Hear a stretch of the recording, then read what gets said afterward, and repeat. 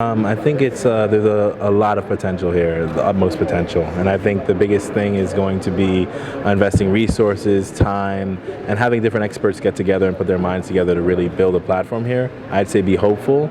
I'd say expect results, and I'd say this is going to be a really, really beautiful sport and add a lot of value to the sporting community here. I think it's long-term growth is better than rapid growth, right? It's going to take a lot of time, but the school programs sound great.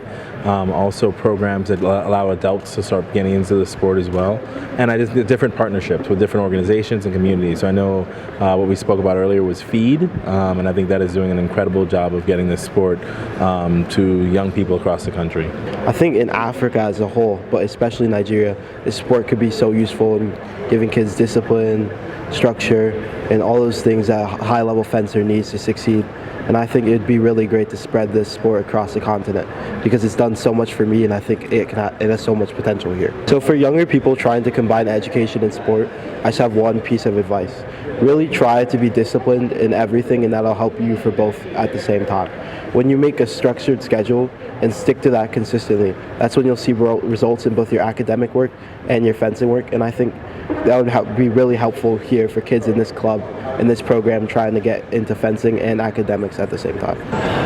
I think we've made good progress. Of course, we still have a very, very, very long way to go. There's still so much. There's still so much area and area to cover in terms of development, in terms of awareness, in terms of our athletes on the international stage, and picking medals. So we have a lot to do. I mean, one of the first things that we have done, and even though there's still quite a bit to do, is create awareness, and we focused in trying to create awareness as best as we can, in the right way possible, as best as we know how to do it. We've done that, and get more people involved in the sports. And we have a good number of active fencers within the federation itself. Now, the other area which we've been able to do is get these fencers competitive, get them to a competitive level, and going out there to represent Nigeria, which we've started doing, and we have quite a lot of fencers representing us. We just came back from Milan, which was in in July. The month before that was Cairo. The month before that was in Mexico. So we have athletes now representing us, not just local athletes, but also fencers in diaspora that are representing us.